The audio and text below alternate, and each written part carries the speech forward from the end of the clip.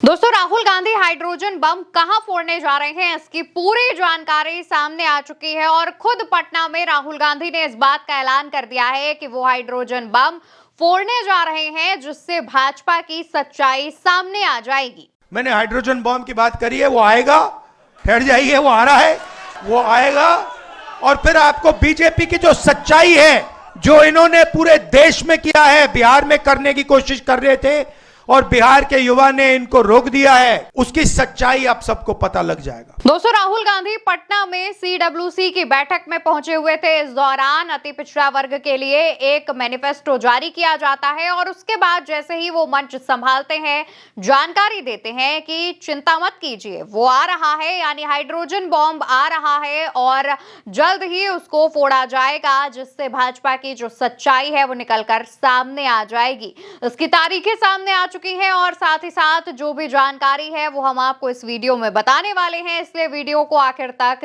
जरूर देखिएगा। दोस्तों, राहुल गांधी जब ये बात कहते हैं तो उसके बाद से ही हलचल तेज हो जाती है। सभी ये जानने की कोशिश करते हैं कि आखिर एटम बॉम्ब के बाद जो हाइड्रोजन बॉम्ब फोड़ने की बात चल रही है वो कहां, कब, कैसे फोड़ा जाएगा, किसको लेकर के होगा, किस सीट पर वोट चोरी का खुलासा राहुल करेंगे।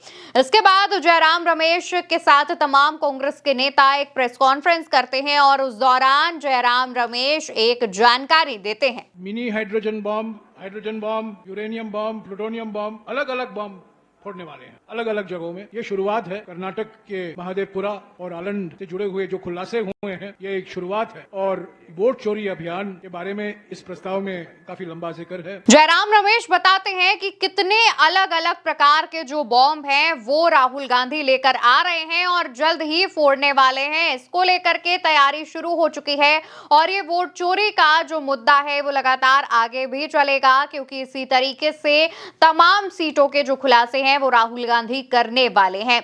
अब वोट चोरी पर या फिर ये कह लीजिए कि जो हाइड्रोजन बॉम्ब है वो राहुल गांधी कहां फोड़ने वाले हैं, कैसे फोड़ने वाले हैं, इसको लेकर के जानकारी सामने ये आई है कि बिहार में जब चुनावों की तारीखों का ऐलान हो जाएगा, इसी दौरान राहुल गांधी बॉम्ब फोड़ सकते हैं।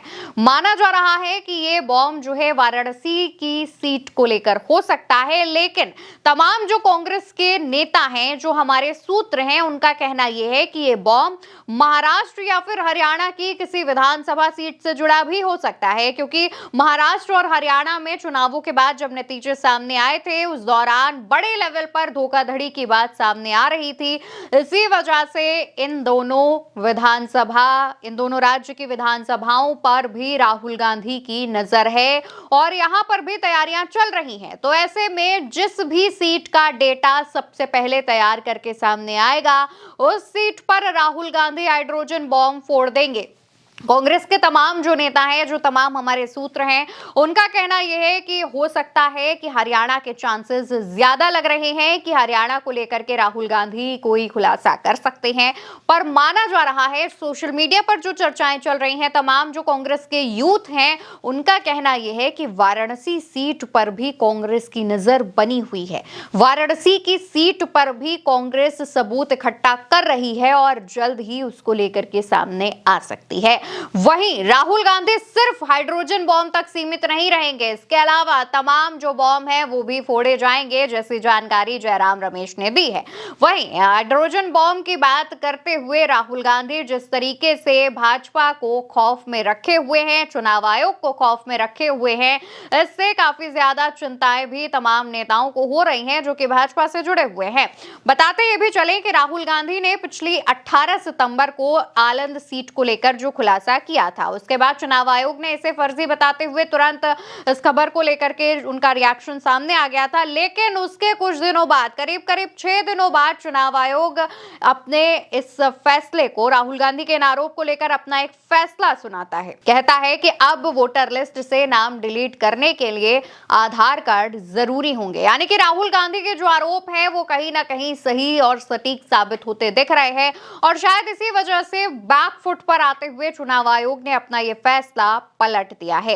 लेकिन याद रखिएगा, राहुल गांधी इससे पहले महादेवपुरा और उसके बाद आलंद सीट को लेकर जो खुलासा कर चुके हैं, उससे भाजपा और चुनाव आयोग में टेंशन तो है ही, लेकिन साथ ही साथ हाइड्रोजन बॉम्ब को लेकर भाजपा में हलचल बहुत तेज हो चुकी है। तमाम भाजपा के नेता ये दिखाने की कोशिश कर रहे हैं कि उनको राहुल गांधी के हाइड्रोजन बॉम्ब से फर्क नहीं पड़ता, लेकिन जो गुजरात लॉबी है उसके तार हिले हुए हैं। जो गुजरात लॉबी है और उससे जुड़े तमाम जो लोग हैं वो इस बात को लेकर टेंशन में हैं, जिसके बाद कहा जा रहा है कि क्या वाकई भाजपा अपने इस चीज को कवर करने के लिए कुछ कर सकती है, भाजपा इसको लेकर के कोई नया नैरेटिव ला सकती है। लेकिन अभी तक वोट चोरी का जो तोड़ है वो भाजपा लेकर नहीं आ पाई है। माना जा रहा है कि राहुल गांधी के वोट चोरी वाले मसले पर भाजपा ऐसी फंसी है कि उसे कुछ समझ ही नहीं आ रहा है कि अब करें तो करें क्या। लेकिन राहुल गांधी हाइड्रोजन बॉम्ब जो फोड़ने जा रहे हैं उसको लेकर के जानकारी ये है कि वो बिहार विधानसभा चुनावों की तारीखों का ऐलान होगा, उसी दौरान या फिर तारीखों के ऐलान के बाद अपना हाइड्रोजन बॉम्ब लेकर जनता के सामने आ सकते हैं।